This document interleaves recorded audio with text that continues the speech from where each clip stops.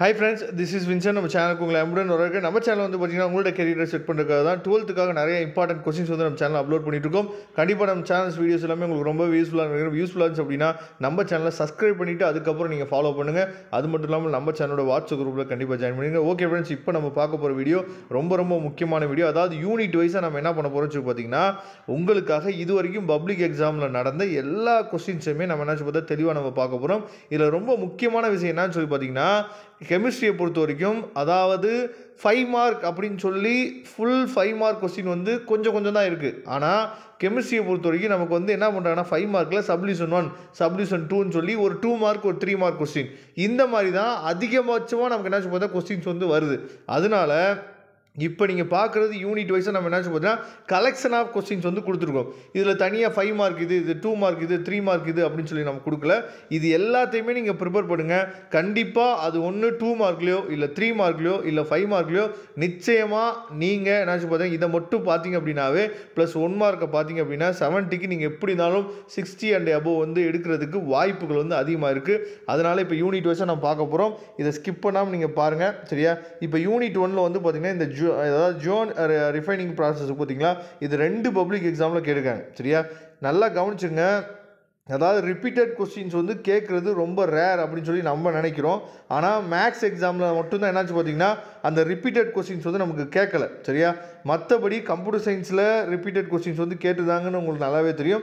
அதே மாதிரி தான் வரக்கூடிய இந்த கெமிஸ்ட்ரி எக்ஸாம்லேயும் நமக்கு வந்து ரிப்பீட்டட் கொஸ்டின்ஸ் வந்து கேட்குறதுக்கு வாய்ப்புகள் இருக்குது. அதனால் ரிப்பீட்டட் கொஸ்டின்ஸ் வந்துச்சு அப்படின்னா விட்டுறாதீங்க. இப்போ இது ஃபஸ்ட் ஒன்ல வந்து பார்த்தீங்கன்னா தேர்ட் ஒன் வந்து பார்த்தீங்கன்னா which types of ores can be considered by the 4th filter method, சரியா? கிவ் டு எக்ஸாம்பிள் கொடுத்துருக்கேன். இது 2 டைம்ஸ் கேட்டிருக்காங்க. அதே மாதிரி தான் 5th ஒன், அதாவது what are the difference between minerals and ores. இது வந்து அடிக்கடி நமக்கு எக்ஸாமில் கேட்குறாங்க. நான் ஏற்கனவே சொன்ன மாதிரி நம்ம சப்ஸ்கிரைபர்ஸ் எல்லாருமே செலெக்ஷன் ஆஃப் கொஸ்டின் வந்து ரொம்ப முக்கியம் அப்படிங்கிறது உங்களுக்கு நல்லாவே தெரியும், சரியா? அதனால் இந்த டிஃப்ரென்ஷியேட் பிட்வீன் கொஸ்டின்ஸ் வந்துச்சுன்னா விட்டுறாதீங்க. ஏன்னா கெமிஸ்ட்ரியை பொறுத்த வரைக்கும் நிறையா இந்த மாதிரி யூசஸ், அதுக்கப்புறம் அப்ளிகேஷன்ஸ், அதுக்கப்புறம் வந்து பார்த்தீங்கன்னா டிஃப்ரென்ஷியேட் பிட்வீன் டைப்ஸ், இந்த மாதிரி கொஸ்டின்ஸ் வந்து நிறையா இருக்குது. அதுலேயும் ரொம்ப முக்கியமாக டயக்ராம், சரியா? டயக்ராம் கேட்டாங்கன்னா விட்டுறாதீங்க. நான் டயக்ராம் பற்றி தெளிவாக நம்ம நிறைய வீடியோஸ் வந்து கொடுத்துருக்கோம். அதே மாதிரி கம்பல்சரிக்கும் தனியாகவே ஒரு வீடியோ வந்து கொடுத்துருக்கோம். அதெல்லாம் நீங்கள் பார்க்கலாம். நான் டிஸ்கிரிப்ஷன் பாக்ஸில் லிங்க் கொடுக்குறேன், எடுத்து பாருங்கள், சரியா? அதுக்கப்புறம் 8th கொஸ்டின் வந்து நமக்கு வந்து 2 டைம் பப்ளிக் எக்ஸாமில் கேட்டிருக்காங்க. அதை தெளிவாக பாருங்கள். யூனிட் 2ல் வந்து பார்த்தீங்கன்னா செகண்ட் கொஸ்டின் வந்து பாருங்கள் நமக்கு வந்து 2 டைம் பப்ளிக் எக்ஸாமில் கேட்டிருக்காங்க.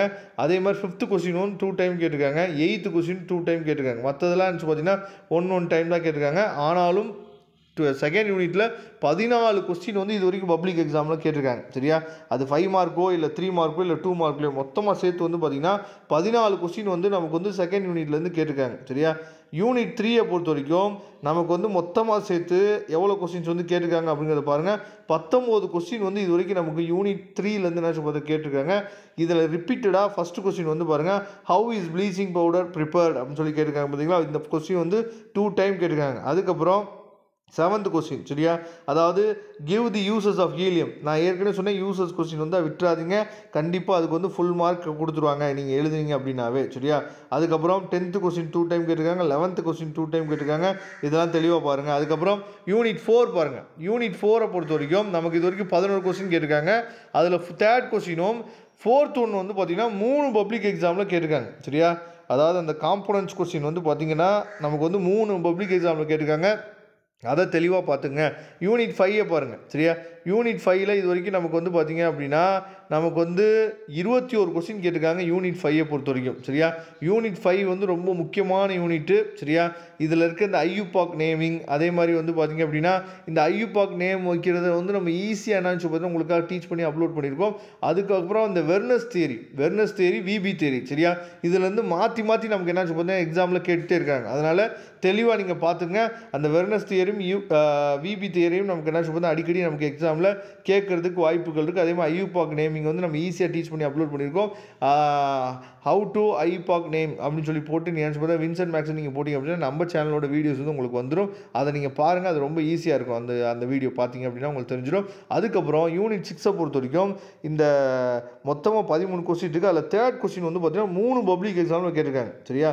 டிஃப்ரென்ஷியேட் பிட்வீன்கிற அந்த கொஸ்டின் வந்து 3 பப்ளிக் எக்ஸாமில் நமக்கு கேட்டிருக்காங்க. அதை தெளிவாக நீங்கள் பார்த்துங்க. அதே மாதிரி 6th question 7th question define unit cell, சரியா?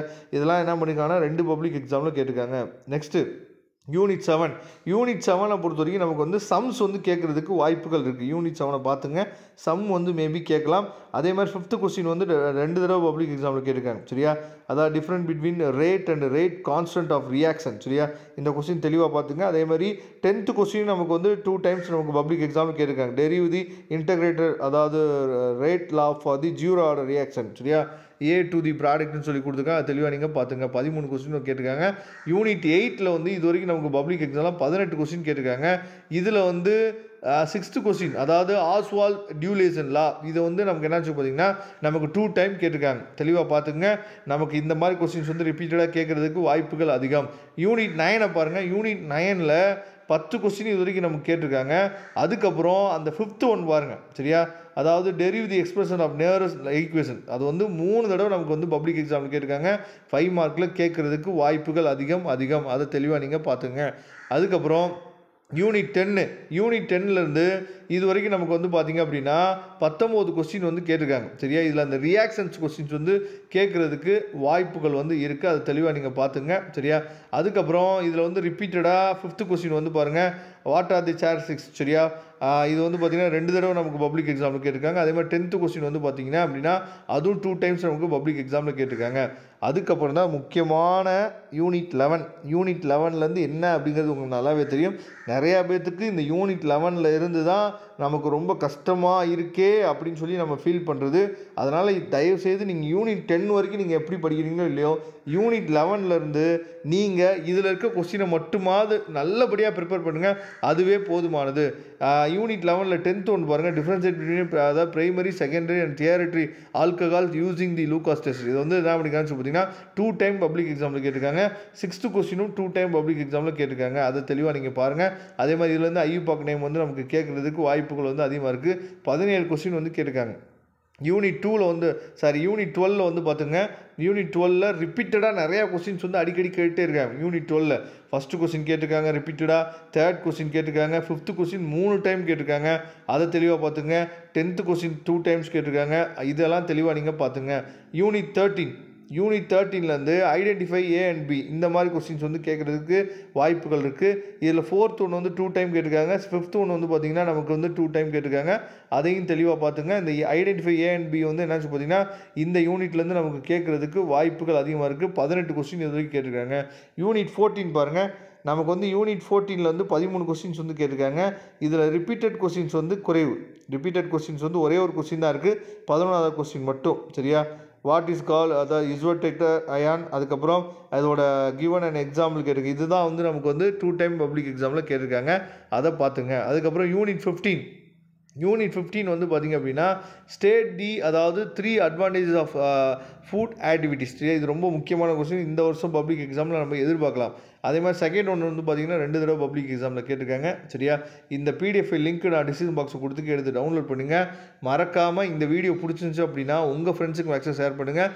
கண்டிப்பாக இந்த கொஸ்டின்ஸு +1 மார்க் நீங்கள் படிச்சிட்டிங்க அப்படின்னா 60+ மார்க் வந்து நீங்கள் எடுக்கிறதுக்கு கண்டிப்பாக வாய்ப்புகள் அதிகம். Okay friends, thank you. மறக்காமல் நம்ம சேனலோட வாட்ஸ்அப் குரூப்பில் ஜாயின் பண்ணுங்கள். தேங்க்யூ. நெக்ஸ்ட் வீடியோ பார்க்கலாம்.